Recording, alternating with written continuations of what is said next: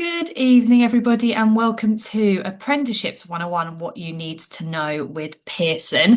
We're going to give it a minute just to let everybody in.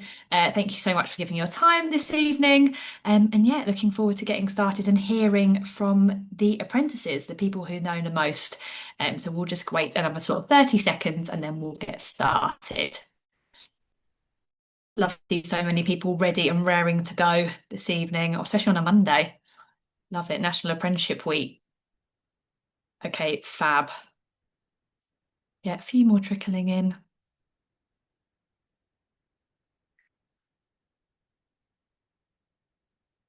Okay, amazing. Right.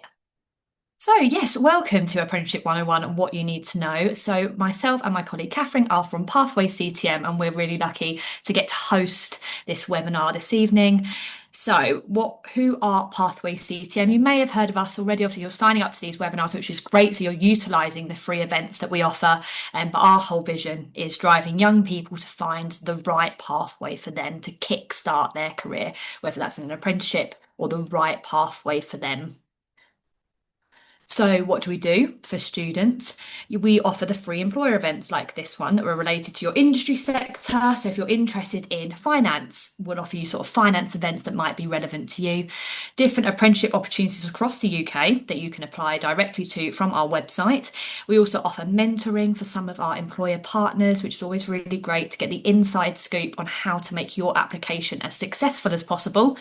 Employability resources. So, if you're looking to update your CV, cover letter, or prepping for an interview, then there are resources to support that as well. Work experience opportunities, both virtual and in person, and competitions, prizes, and more. Before we continue and kind of go through what the webinar is going to look like, we would love to know kind of who you guys are, what year group you're in, whether you're a parent as well. I know we had some parents, so I think my colleague is just going to click off with the first poll.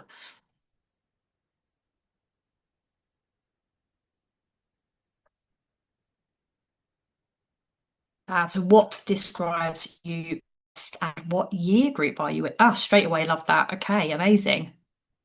Fabulous. Thank you guys so much for answering. Lots of students, but also lovely to see some parents on the webinar as well. Lots of year 12s. Fab.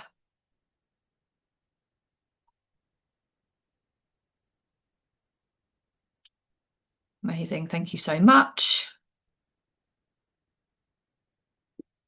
Lots and lots of students. A couple of year 11s, fantastic. Some year 13s, and also a couple of people still kind of looking to enhance your understanding of the different options for you as well, leaving school, which is amazing. Okay. So you've got a couple more responses in for this webinar. Fab. Really lovely to see everybody on this evening.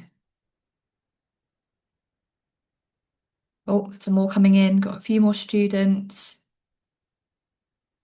Okay. I think we've got majority students on this evening, but really lovely to see some parents on as well.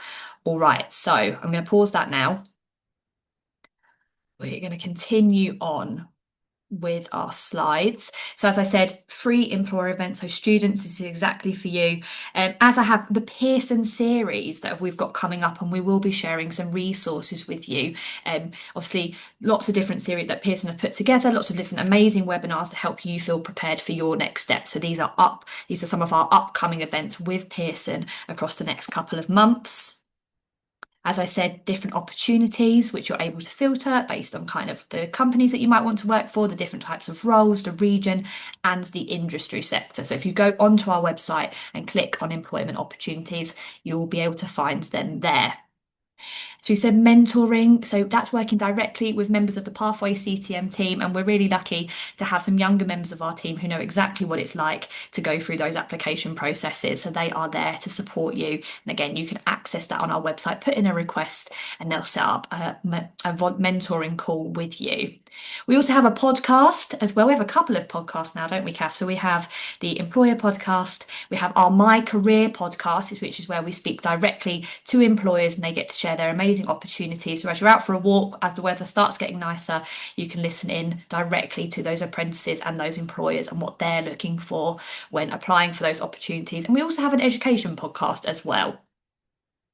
So, as I mentioned, we've been working with Pearson. So, before we get kickstarted on this webinar, we actually do have the Pearson calendar and workbook. So, as part of our series with Pearson, what we're offering five webinars, and completing the workbook is the opportunity to win a space on a work experience day in July. So we'll post the calendar into the chat for you guys to have. If you click on the link, you're able to download the workbook, complete the questionnaire, and it will link you to the Pearson podcast as well. So it's all done online, and the results will send directly back to us, and then we will be in contact with you. So it's very exciting. The links are on there as well, so easy to sign up.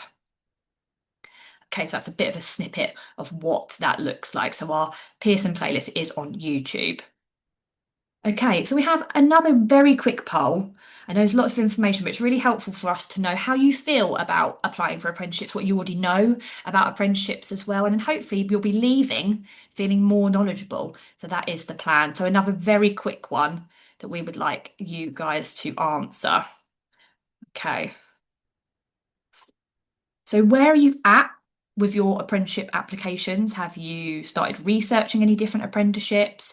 You're still considering university and apprenticeships. That's very common. Absolutely. Maybe you're doing some research, which is great. That's exactly what you should be looking at. And then, how confident do you feel about your knowledge of what's involved in an apprenticeship? Because actually, hearing from those apprentices is going to be incredibly insightful for you. And how confident are you in your knowledge of the support available? Amazing. It's really helpful for us to see. Actually, maybe people don't feel very confident at the moment, and that's exactly why we're doing webinars just like this to help you feel more prepared. Yeah, so quite a few people considering both university and apprenticeships. Not a lot have started applying yet. That's fine. They will be more opening up. Definitely keep your eyes peeled for those apprenticeship opening times as well. Look at those opportunities and those vacancies. Lots of I understand the basics. I'm assuming that's probably going to be through school, them sharing some information for you. Okay, right. What we'll do is we'll pause that there. But overall, can see definitely eager to learn a little bit more about apprenticeships, which is perfect. So thank you for being here this evening. Right. So, as I said, we are with Pearson this evening. So, understanding the apprenticeship journey, Apprenticeships 101, what do you need to know? And we're very lucky to hear from an Pearson apprentice this evening. We're joined by Abdi, so we'll go to him in just a minute. And then we're also going to pass over to the London Apprenticeship Ambassador Network, and they're going to share some insights into what it's like to be part of that network and what's involved and their stories as well. So, Abdi, hello. Thank you so much for Hello, hello. joining us. Yeah, Amazing. So, I think we've got a little bit of a snapshot about you, which is really nice. Would you like to talk to us a little bit more about, yeah, your journey into becoming an apprentice with Pearson? yeah, absolutely. My journey is a unique one in that I am a Pearson alumni as well. So I did like study at the college as well. I did a master's degree as well, with Pearson. I also did an internship with Pearson as well, but that was through just approaching like a normal Pearson employee, who I didn't know a lot about, but I was interested in the area that they worked in, approached them and asked them if I could learn more. Um, but again, this kind of shows kind of the culture at Pearson, which is a bit like people are very approachable and are able to work with you and are happy to answer calls with you. I was always interested in HR, so my dissertation was actually HR based on how attitudes with employees would be affected. I mean, yeah, would be affected by AI. In my current role as a HR apprentice, I do everything from employee relations to data analytics as well, to engagement as well. It's a bit of everything.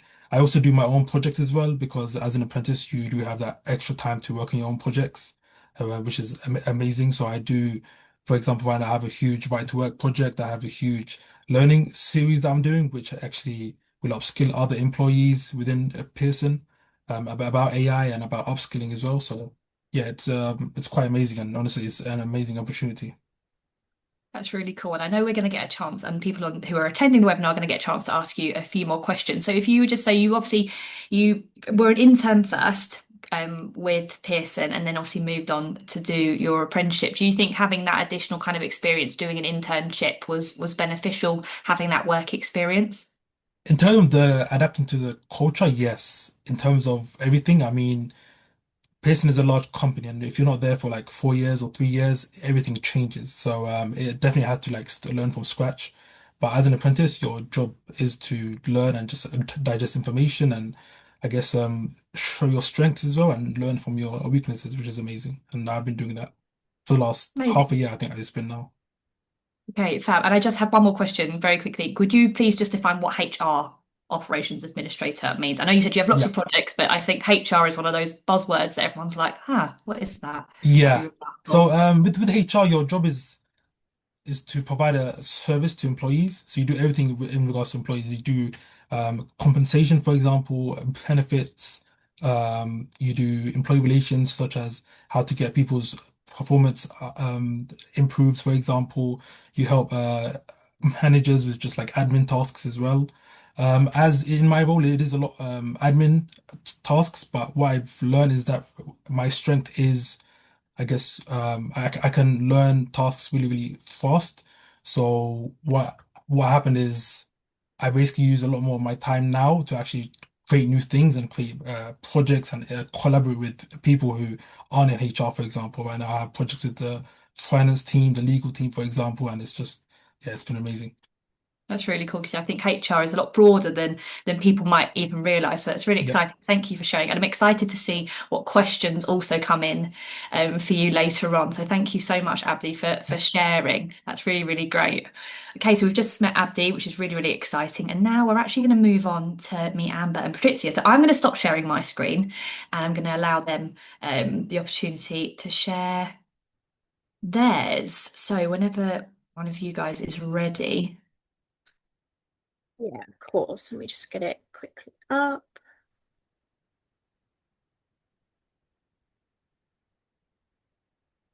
Okay, so can you see the screen? Yep. Yeah, perfect. All right, so hello everybody. First of all, thanks for the way. And we're just going to briefly share who we are and what we do and about our network. So, my name is Patricia, and I'm a marketing executive as coordinator at the LAN. Patrizia, just for a second, sorry, would you mind just putting it on full screen? I wasn't sure if anybody else is having a slight issue with the sound at all. Yeah, my audio a little bit funny. I think it might be, apologies, I think that it might be repeating itself. I don't know whether maybe um we'll see how we'll go and then we'll I might have just have to let you know if that's all right. Okay, no worries. So, yeah, my name is Patricia, and I'm a marketing executive, level 4 apprentice, and I could say my journey now has been a little bit up and down, but I guess it makes the story. So, first of all, since I was 6, it was set that tennis would be my career, and it's a little bit funny to see players I've beaten in tournaments on TV now. So I get very stimulus to be like it, but move on. I've competed every weekend with training every single day in the last 16, but I've had an ongoing injury, and tennis is more of a mental sport than physically. So it kind of really messed my head. So it was a collective decision to stop. So after that, I was absolutely stuck on what I was going to do in life. I like GCSE Yeah. business, so I thought I'd do a diploma in management, and I guess it sounded good, and I knew I'd get work experience from it, which I knew it started all things how I made mistakes. So luckily enough, they actually put me into a marketing role. So I was supposed to, I liked it. So I actually found something that I could do as a career. Sorry to interrupt. I know the sound is still a little bit glitchy. Maybe if you try turning your camera off, that might help, just with the bandwidth. Let's see if that helps. I'm sorry not to see you. It's so much better we can see you, but I think it might just be better from a sound and audio. Okay, no worries. I think it's probably because I haven't downloaded Zoom. That might be the problem. Okay. If I speak now. No, unfortunately. When you share your screen, because it was working earlier, wasn't it, beforehand? Gemma, shall we maybe you're just muted at the moment. Shall we try sharing the slides? Yeah, we can do that. We can share them and you guys can just let us know when you need us to move them through. Yeah, of course.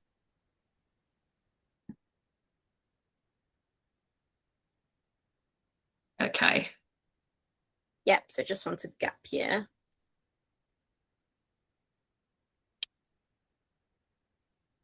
Okay, so yeah, so I applied to apprenticeships for about a year, maybe, just because I had no help at all with apprenticeships.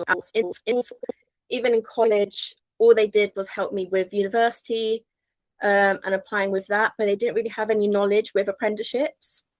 So it was very hard to do my one. But after a year or so, I did actually find one in marketing, but unfortunately, I actually was fired.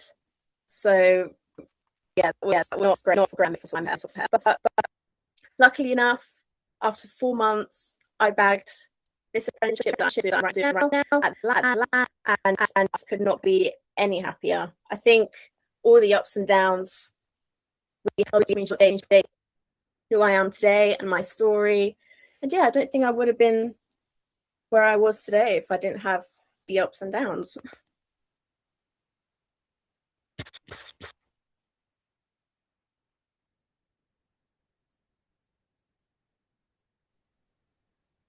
I think now we'll just go on to the next slide.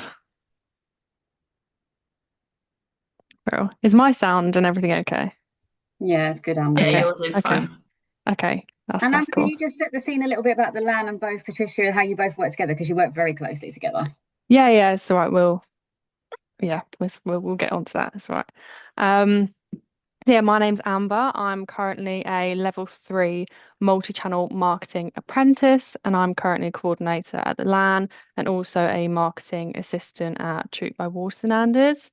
So I'll basically take you through my journey to how I secured my apprenticeship. Basically started in COVID lockdown. I was in year 11 and I'd just finished my mock exams, and as you guys know, life was literally put on hold. So I never actually sat my GCSEs. I was put on my predicted grades and we were in lockdown, so everything was just paused. You might want to click through. I mean, you could probably just click through all of them and then I'll just talk through. It might be a bit easier for you. Yeah, so COVID basically put a pause on everything. I didn't really know what I wanted to do. But growing up, I always had a passion for music. So initially I thought, might as well give it a go. My parents always pushed me to do it. I always did it as like an extracurricular. I was always quite performing quite well. So I chose to do a music diploma at college. I then got a distinction during my 2 years there. I actually got to perform at the O2 in Oxford twice, as you can see in that picture. So I'm quite a creative person. I enjoy the aspect of it. But I actually found a passion for business and marketing throughout this experience. And I didn't really expect it. I knew I was creative, but then I knew there was a passion for the business side. So I completed college, I got my distinction, and throughout college and school, for me personally, there was nothing on apprenticeships. It was either you're going to finish your GCSEs, you're going to go to A levels, and you're going to go to university. There was no other option really for me. So I was like, okay, I've just got to apply to uni. Like that's what everyone's telling you to do. It's either you're going to apply to uni or you're going to go to work, and that's it. That was kind of what was set in stone for me. So I applied to uni and I applied to do a media and communications course. I actually did get into my first choice uni. I went around and looked at accommodation. I got to all the boring bits with all the funding, and I was like, well, I actually don't know if this is for me. So I actually took a step back and I was just like, something just didn't feel right. It was in my gut. Like if you've got a gut feeling, it was just an instinct. I just didn't want to go. So I actually deferred my place and I decided to have a gap year. My gap year turned into a 2-year gap year where I worked full time in healthcare. This was kind of on the whim. I just tried something rogue. I was like, I've never done anything like this before. So I just tried it. I worked for 2 years, but I still felt like something was missing. I really liked working there, that I had the ability to learn, and that triggered something in me to find apprenticeships, and apprenticeships you can earn and learn, and that probably is what really really stuck out to me to choose an apprenticeship. So that's when I went on the hunt. I went and found an apprenticeship website, and luckily I found this digital marketing apprenticeship which links back to what I wanted to do in uni originally. So I applied for this apprenticeship and here we are. I'm now actually currently in my EPA process. So it's kind of come whole circle, gone through like a whole roller coaster. But we managed to get through. But yeah, that's my journey so far. But scroll to the next page, please. Yeah, so as we said, me and Amber work for the LAN, and loads of you might be wondering what actually is the London Apprenticeship Ambassador Network, which is LAN for short. And we're basically a network of volunteer employer and apprentice ambassadors with a goal to raise awareness and promote apprenticeships across London. So me and Amber work together and we aim to inspire more people to consider the benefits of apprenticeships, expanding access to education, sharing best practices, and we offer support and mentor businesses eager to support in the apprenticeship world. Scroll to the next slide.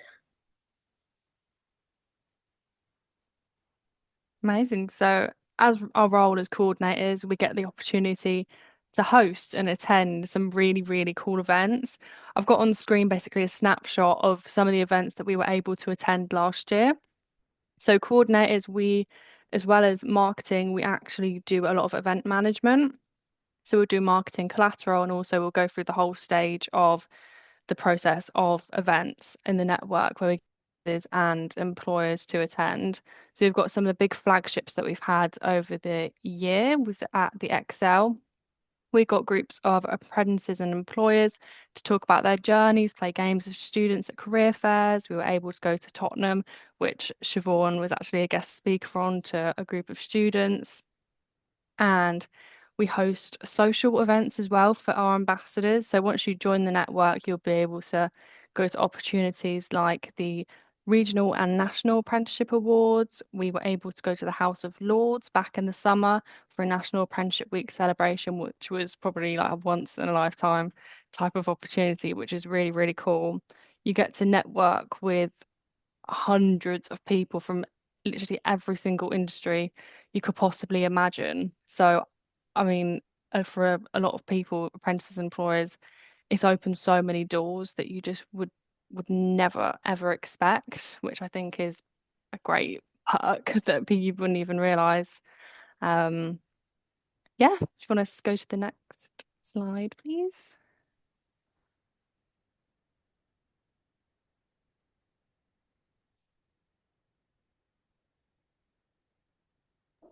Gemma, if we could, thank you. Well, thank you. A key part of our role as marketing apprentices is social media.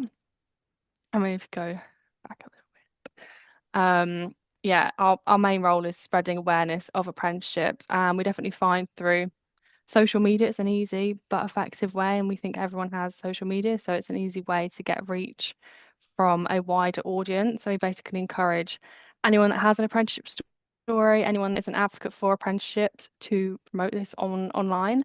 And through our social media, we are quite active on it. So I definitely say if you do want to keep up to date with what the network are doing, then I'd say definitely drop us a follow.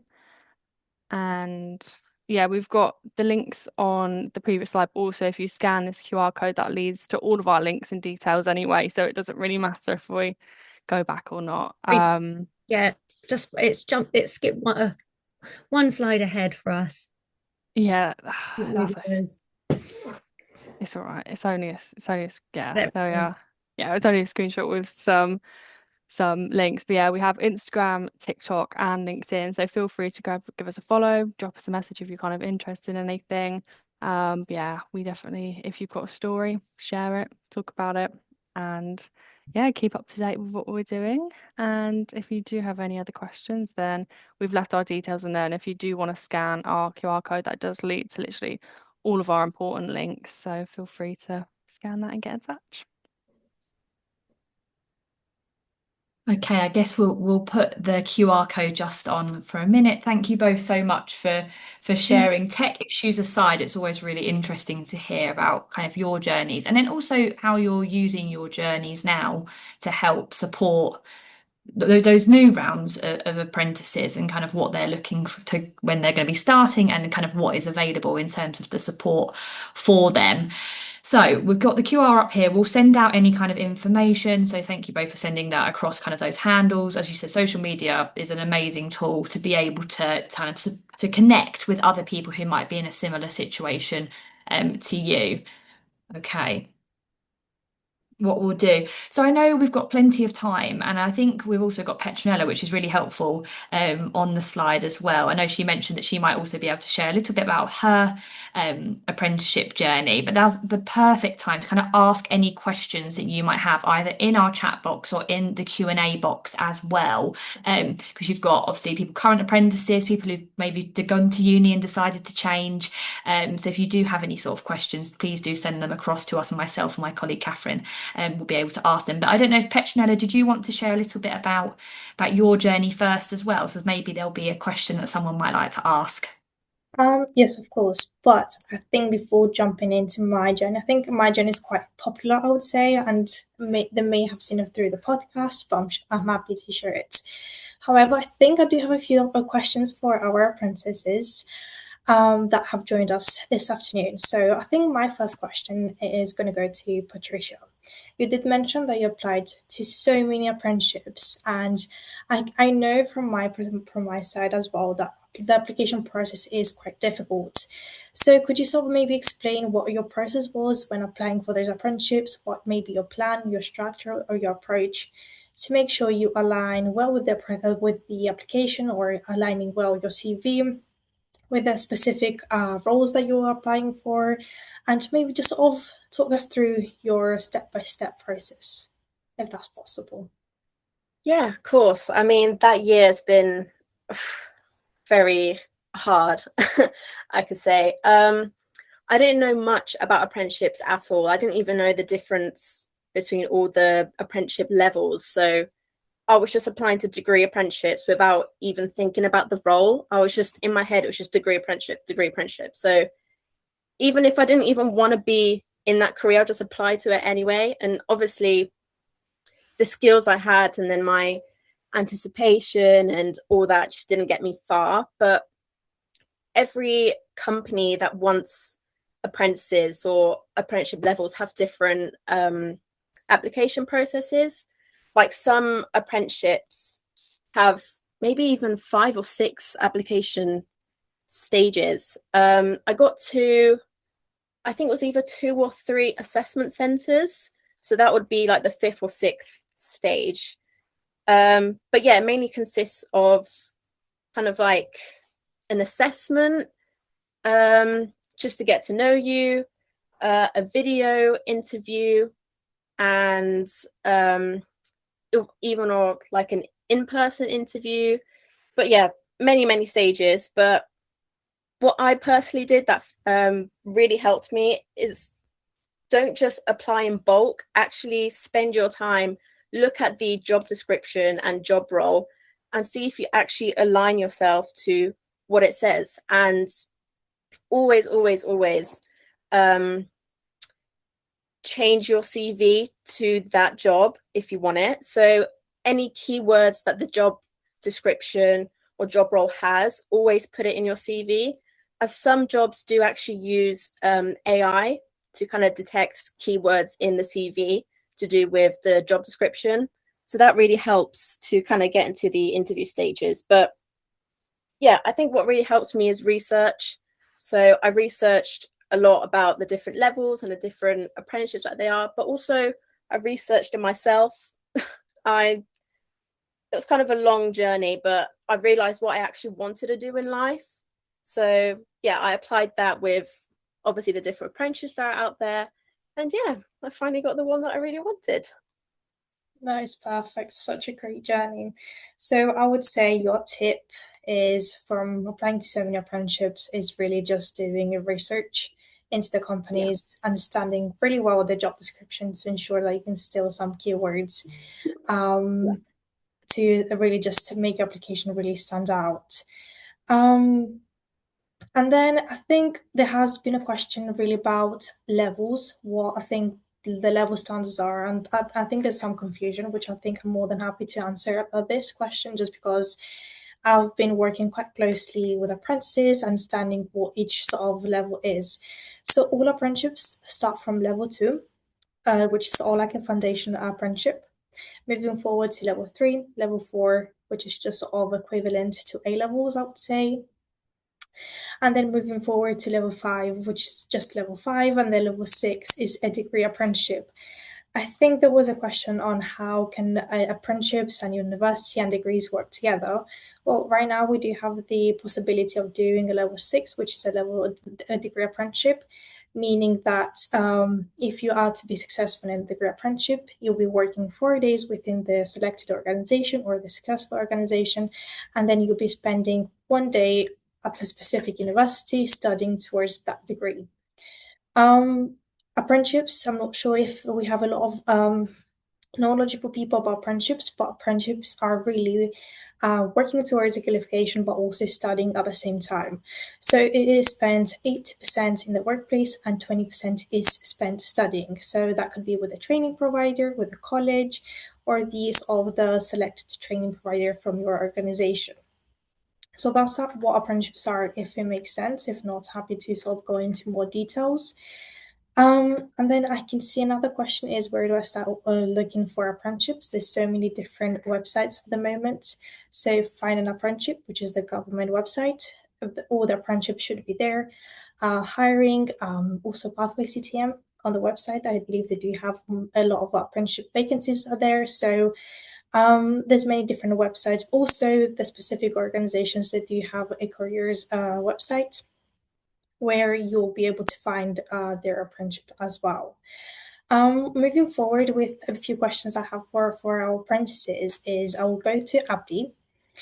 Could you maybe sort of talk to me a little bit what a day in your life looks like to you and Yeah. how do you sort of separate working and sort of spending those 6 hours to study? How do you sort of plan to stay focused and to make sure that you cover what you have to cover for your learning? Yeah. So I split my 6 hours in two, normally on a Friday morning and Wednesday evening, or like not really evening, but afternoon.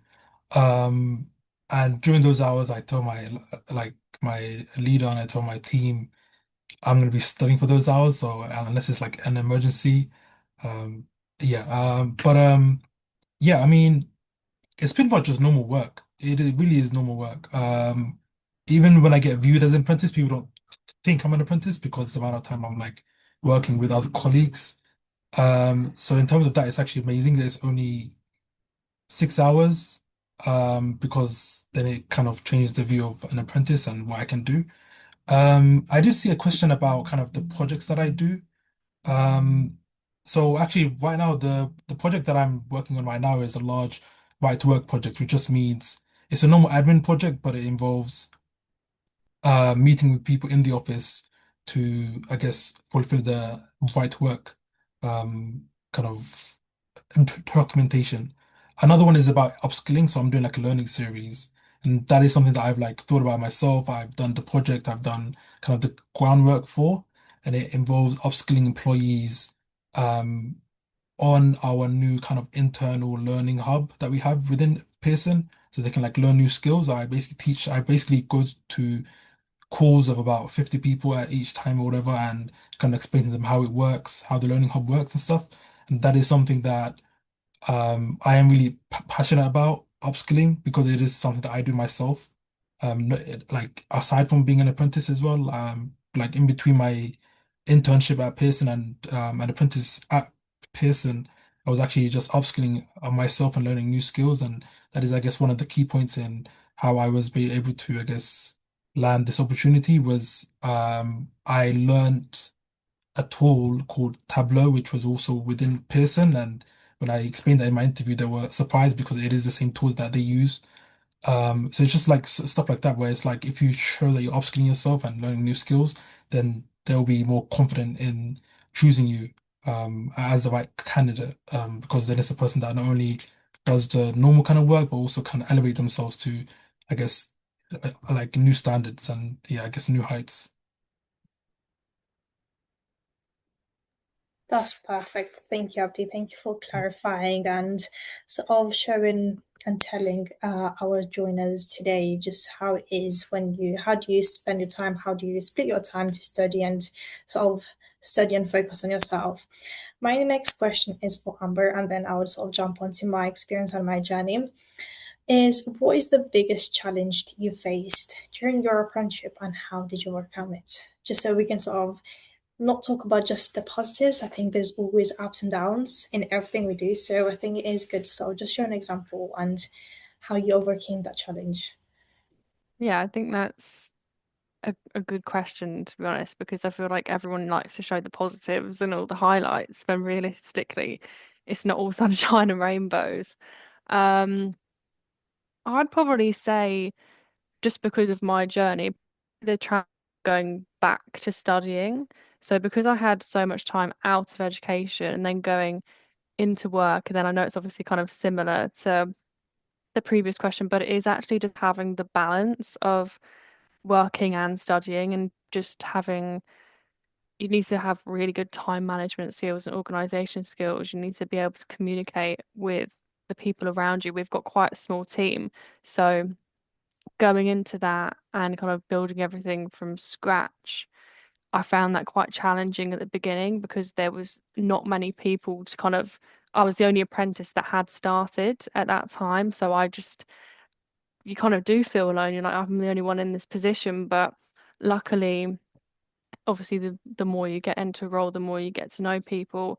And then you find out that I wasn't actually the only one. A lot of people in the company actually started as apprentices themselves, even though they might not have been a current apprentice. They actually knew exactly how I was feeling and what I was going through. So they were there to mentor me. When you start an apprenticeship, you'll typically get given a mentor to basically help guide you and just be that little friend on your shoulder to basically you can go back to, that's not your manager, that's not someone, they might not even work in the same um particular area as you, but it's just there to talk to, which I found really, really helpful. Going into something that I'd never actually done before was probably the biggest challenge. But the more you do something, the more it becomes routine, the more familiar you are with it. And yeah, it's always scary doing something that you've never done before. So that's always going to be a challenge.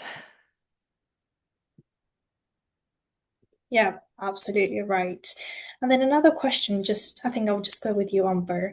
I know apprenticeships are sort of studying but also working as well. When we talk about the studying part, I know that there is an endpoint assessment, is how you're being assessed for your apprenticeship and how you're graded and how you get there. Do you want to maybe sort of explain a little bit what endpoint assessment is, what this looks like for your apprenticeship that you're studying towards, and why does it matter to sort of get a really good grade, and what are the grades? Yeah. So yeah, currently I literally am in the middle of my endpoint assessment. So in my marketing apprenticeship, from the beginning, you create a portfolio of your work. So this isn't necessarily anything random. You're kind of always adding to what you're doing in work to college. So it kind of always works alongside each other. So that is necessarily different or difficult. So that's kind of where it works hand in hand, especially with me. I mean, my manager's like extremely flexible, and he kind of, if I've got a specific assignment, we can always link it up and make sure that I'm hitting all the KSBs, um, which is your knowledge, skills, and behaviours, which you have to meet to basically pass. You build a portfolio. In my apprenticeship in particular, there's two different stages. It's split up. So I have a portfolio which you create, which is basically on the work that you've done. within your course. And then there is a professional discussion. So you're basically presenting your portfolio to an assessor. Mine was actually all virtually, all online. So I never actually had to leave my room. It was all done on my laptop, which was very convenient, to be honest. It was all on Teams. And it was only an hour long. So I've actually just recently done my portfolio professional discussion, and you basically present to an assessor your work that you've done. Then they'll ask you a few questions about your work, and that was the first part. And then the second part is on a written report. So it's a campaign report of something that's coming up. And as similarly to the previous one, you present your report and then the assessor will ask you questions again. So it's quite similar. It's nothing that you're not working on. So I think that's probably the best thing, that you're going to these assessments and it's not like you're in the dark and you get these random questions thrown at you. It's all going to be stuff that you've done every single day. Like you're working towards your grades literally like every day. It's not you're doing 6 hours a week and it's all separate and you've got to just like switch off and go back and forth. It's all working towards it as soon as you start, pretty much. In terms of grading, so with mine you can get a pass, merit, or distinction. It depends what you get in both of the separate parts. It becomes like an overall grade at the end, and then you completed it. So that's kind of the process there. Yeah, thank you so much for sharing this. Well, congrats on being on your EPA. I know how that is just because I was on it just a couple of weeks ago. So regarding a little bit more details about what EPA is, the good thing is even before going into applying for an apprenticeship, so Skills England, where you're able to find all the available standards for all the apprenticeships, you are able to sort of see what your EPA can look like. So you already have an idea before stepping onto an apprenticeship. You have an idea of what your endpoint assessment would look like. So it is really good to understand it from the beginning, and then you can sort of slowly, as you enter your apprenticeship, you can start working towards it. The benefit of this is that you have your training providers that are literally right next to you. They give you all the support, all the resources you need in order to pass your exams.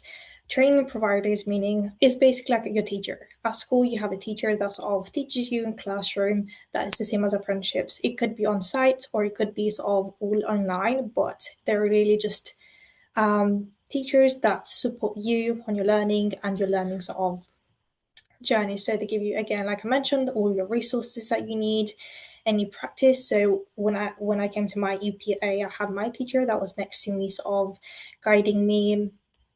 We sat on a call, sort of just discussing what the steps are, what is expected of me. So everything was really sort of set out for me, and I knew quite well what I had to do.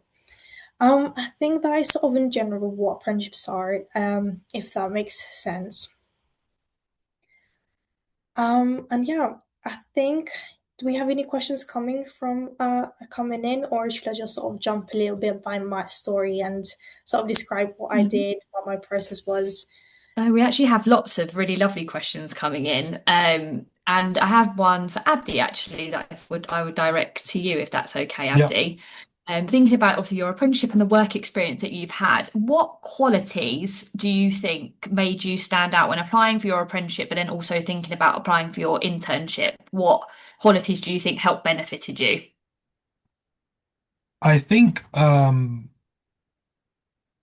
of I guess research, but also bringing ideas.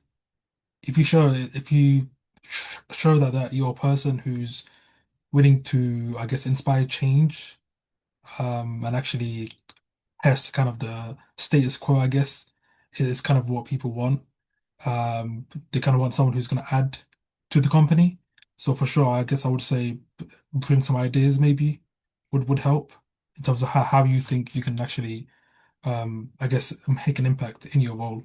I would say for sure that would be the largest quality. And then of course the research is like like super important. I researched my line managers in like a call on YouTube talking about her kind of experience, and then we kind of just spoke about that, which is amazing. So yeah, yeah, I would say that.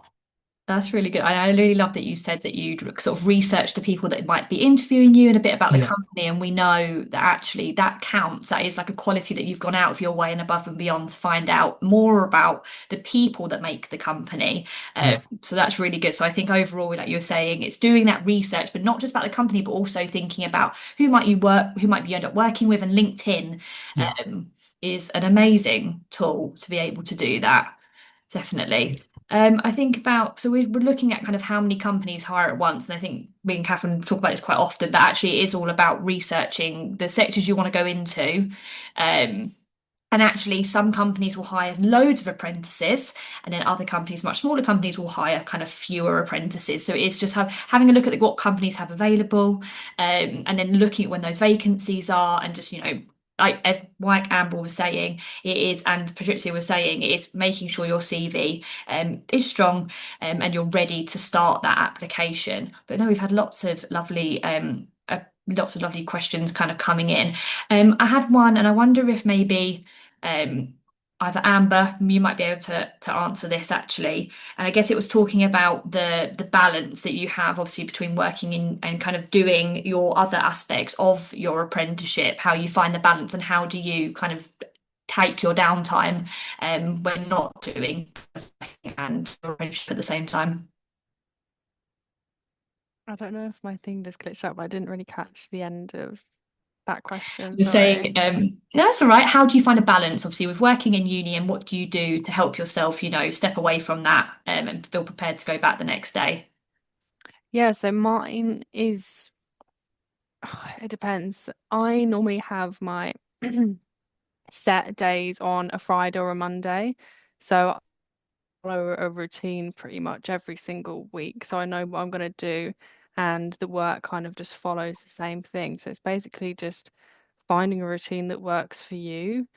And I mean that's very personal how people work. Everyone works differently. Some people thrive off of like chaos and stuff like that, but I'm quite an organized person, so I like to literally map my like whole week out pretty much in advance, make sure I know exactly what I'm doing. I like a to-do list as well. That really helps. So just like having a little tick at the end of the day just so you feel like you've achieved something is always nice. But yeah, I definitely say mapping out your whole week. I tend to, if I don't have a specific day with like my tutor or like a webinar or anything like that, I will literally just set time aside, say, right, I'm just locking into my assignments. I've got things to do. I'll put everything on do not disturb and I'll do that. And then I'll just completely switch off from work. And then, like I said, I'll just jump back in normally the following week. And it just is sticking to that routine works really, really well for me. I think that's amazing. And I think it's like you were saying, that you have your mentor, they're there to support you. You're not meant to feel out of control while you're doing an apprenticeship, but it is important to find a bit of a balance. Keep working hard, and you're working and you're getting a qualification at the same time, but you're also having a life outside of that as well. And Trixie, I was wondering if actually, because we had a couple of questions about obviously like levels of support, and I wondered if you would please kind of talk a little bit more about the London Apprenticeship Ambassador Network, and kind of how that's also kind of been a benefit to you being part of that and seeing kind of other apprentices' journeys and how you're supporting them.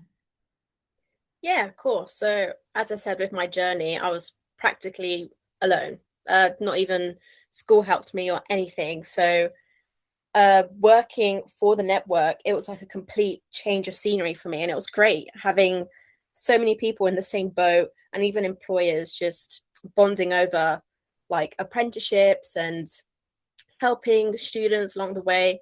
I don't know, it's very inspirational because obviously I had a very rough time applying and just anything really about apprenticeship. So to be a part of this network and help other people apply and obviously not make the same mistakes that I did is, yeah, it's really great. It's a great network to connect with others and kind of not be alone in the process of application. It is hard. It is quite a hard thing, but it's a massive reward. It's obviously you get paid while getting a degree as well. So no, it is a great place to be. No, that's really, really great. Thank you. And I think, like you were saying, like it's reward when you find the people who are in the same position as you, that can be really helpful, isn't it? So it's about building those connections. And I know you mentioned you had a hard time, and we had a question come in that would say about how did you upkeep that motivation when you're getting rejections? Because that is such a big part of you're not necessarily going to get that first apprenticeship that you apply for, but how did you manage to stay motivated, and obviously then get the role that you did? Yeah, so I think it really depends on the type of person you are. Like, I think I am quite a motivational person. Like, I really, if you have like a thing set, you can't get it out of your mind, really. And the mindset that you need to have is it's their problem. Like, everyone's unique, everyone has different skills and talents that other people don't have. So it's the like company's fault. Let's put it that way. It's you need to have like a motivational mindset and kind of just have like a goal in mind and stick to it, really. No, amazing. Thank you. And I just wondered if you would add, someone asked, and then whether or not, also Amber would like to answer this question, but how many roughly apprenticeships did you apply for? Because I think there's often some people saying they're applying for loads, and like it is obviously said important to make sure your CV is tailored, but it is important to know that you are probably going to have to apply for more than just a few. Do you have a rough kind of a rough idea of how many you applied for when looking for your apprenticeship? That's a tricky one. To be fair, I've seen so many people like on TikTok have a spreadsheet of the different companies they've applied to, and then they tick it off or they cross it off if they haven't been through to the next stage or anything like that, which I think is a really smart thing to do. Obviously, I didn't do that. So maybe I could say 40, 45, maybe. So yeah, it was very rough.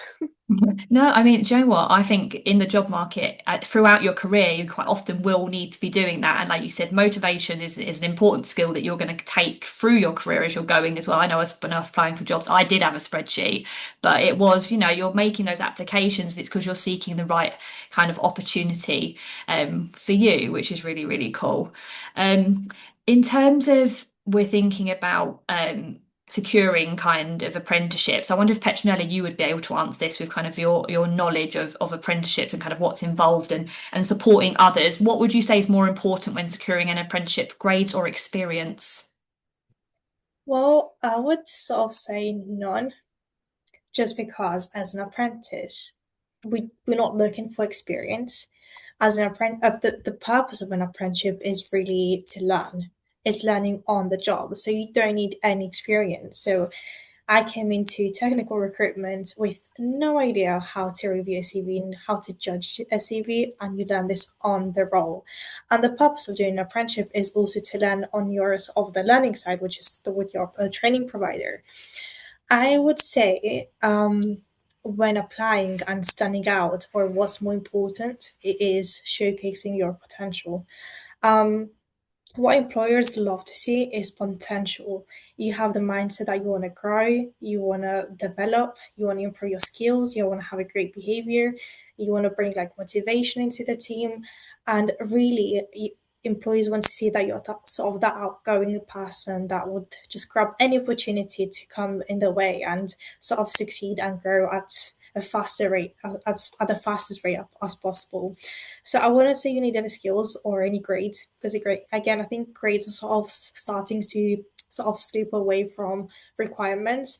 I think a couple of years ago, I think there would have been the requirement of having English or maths, but I think those lower levels now, apprenticeships are starting to take off that sort of need or requirement of having GCSEs and stuff like that.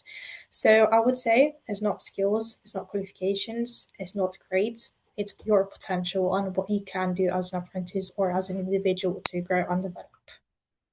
Yeah, I think that's a really good point. Like you said, there's different apprenticeship levels, there's different apprenticeship requirements. You'll probably have so much more experience, but like you said, no one is expecting you to go in as an expert. An apprenticeship is there for you to learn.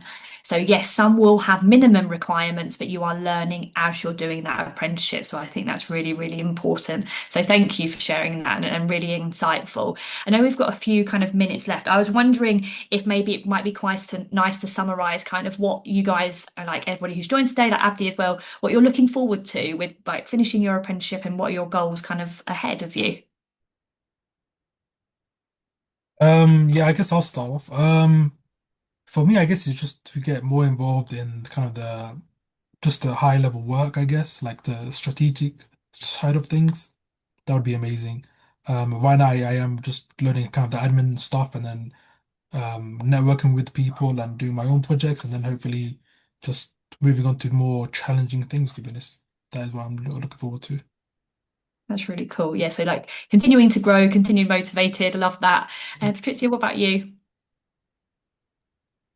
Yeah, I think for me it's mostly the opportunities that are out there. Like, especially in marketing, there's so many fun things to do. Like, it's not just like a typical admin job where you just sit at a computer all day. Like, you go and travel, you go filming, you do content, you collaborate with others. So definitely when I get qualified, there'll be so many more opportunities like that to get involved with.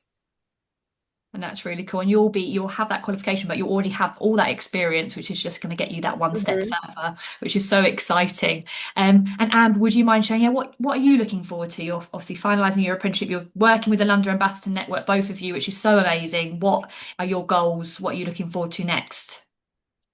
I'd probably say similar thing. I was literally completing my apprenticeship, so it'll be finished and like it's kind of a mystery what will happen next type of thing. But yeah, definitely the progression and just learning more and just getting more experience, meeting lots of people. I mean, in the past 2 years, I've met so many people just through my apprenticeship. I've got to go to so many cool events, meet cool people in just a place that I never thought that I would. So I definitely think that's something that I'm looking forward to continue doing.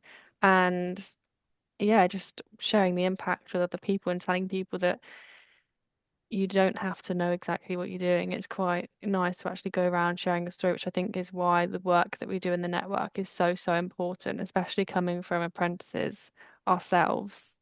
Looking forward to keep doing the work that we're doing, personally and professionally. Yeah.